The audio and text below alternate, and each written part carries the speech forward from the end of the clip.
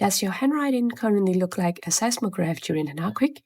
What if I told you that the way most people practice handwriting is completely backwards?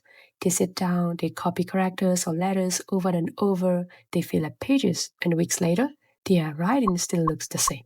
Maybe a little neater, but still not the kind of writing they wanted. I used to feel the same until I realized it's not about practicing more, it's about practicing the right way. Hello everyone, this is Lynette, and I know some people might think we type everything now, so why even bother with handwriting? But for me, handwriting became something more than just writing. It helped me slow down, understand what I'm learning, and somehow feel more connected to the language. Also, my handwriting is not beautiful or perfect, it's just neat and clean, and honestly, that's enough.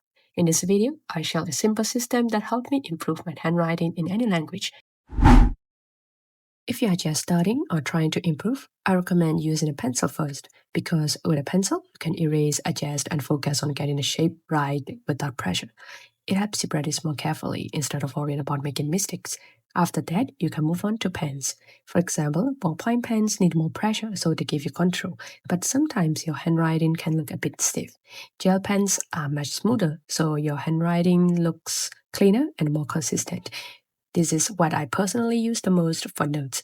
If you are writing characters like Chinese or Japanese, a finer tip like 0.3 or zero point 0.4 makes everything look more precise.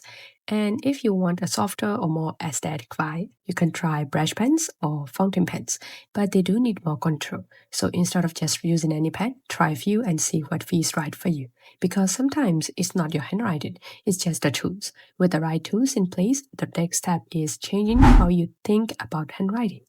So, handwriting is not a language skill, it's a physical skill, like playing piano or learning to type fast. That changes everything about how you should practice. Physical skills are built through slow, deliberate repetition, not fast, careless repetition.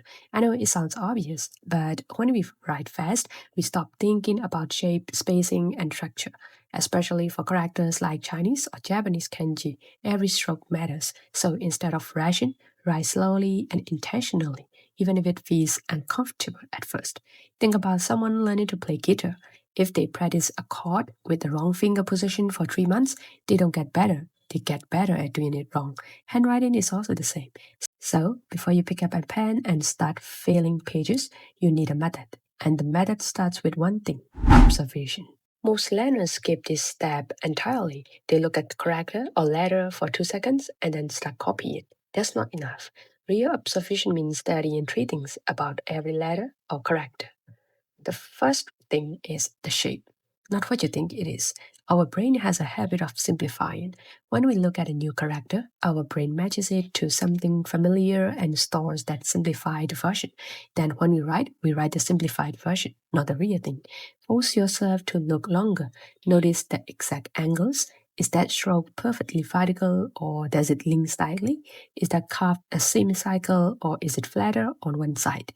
Details like these separate okay writing from great writing. The second thing is the stroke direction and order. In almost every writing system, there's a correct stroke order, the direction and sequence of each line. It's not random. It helps your writing flow better, look more balanced, and stay readable. There are apps and worksheets you can use to trace and practice characters. So if you don't know the stroke order for what you are writing, find it before you practice. I've also included some useful apps and worksheets for you to refer to in my description box. And the last one is the entry and exit. Look closely at where each stroke begins and ends, like entry flicks, exit tills, and connecting strokes that make writing look fluid and natural. Watch videos of native handwriting at a normal viewer pace. Once you have observed, you are ready to write, but not freely, not yet. The single most effective tool for building handwriting is a grid. A grid does something your eye alone can't. It gives you an external reference for proportion and placement. It tells you, is this stroke starting to hide? Is it part of the character taking up too much space? Are my letters consistent in size? In languages like Chinese and Japanese, writing often follows a structured grid system called 米字格 or 田字格, which helps keep characters balanced and proportionate. For Korean, writing is guided by consistent spacing within each character block, usually practiced on evenly lined paper. Thai writing often uses taller line spacing to give enough room for vowels and tone marks that sit above or below the main characters. Every writing system has developed a structural reference system. Find a one for your language and use it. Instead of writing full characters or letters over and over, break them into their smallest repeating parts and drill just those parts. For example, Chinese and Japanese drill individual radicals and basic strokes, horizontal lines, vertical lines, dots, sweeping curves before combining them into characters. For Korean, drill kiop, noun, tigun in isolation before worrying about full syllable blocks. For Thai, spend a full week doing nothing but drawing loops and cups because almost every Thai consonant contains one. Get the motion into muscle memory before adding meaning. Spend 5 to 10 minutes per section on component drillings before moving into full character or word predicts. You will see progress faster than any other method. Repetition without feedback just makes mistakes permanent. You need a way to know quickly whether what you wrote is correct. Here are the best feedback methods from easiest to most powerful. The first one is self-comparison. After writing a line of characters, place your reference example next to it and compare them stroke by stroke, not just overall impression. Your brain will naturally want to say, looks pretty close. Don't let it look for every difference. And then tracing. Tracing often gets dismissed, but it has a legitimate use, filling correct proportions. Trace a well-written example very slowly, not to produce a copy, but to experience what the correct movements feel like.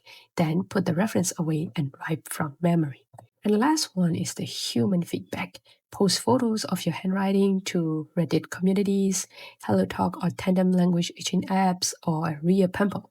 Nothing sharpens your writing faster than knowing someone will actually read it. Everything I've described only works if you actually do it consistently. And consistency is where most people fail. Not because they're lazy, but because they set up an unsustainable routine.